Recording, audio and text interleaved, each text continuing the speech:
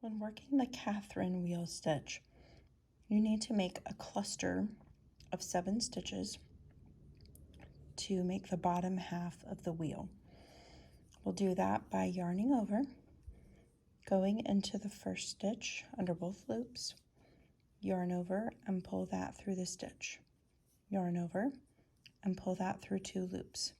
This is a lot like making a double crochet stitch, but we aren't going to finish it right now.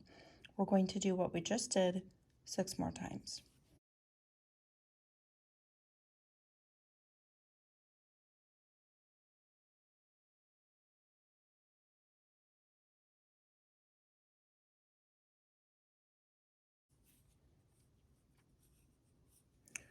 Now I have 8 loops on my hook. Here's 4 and 4 more. I'll yarn over and I'll draw through all of those loops, and that finishes the cluster.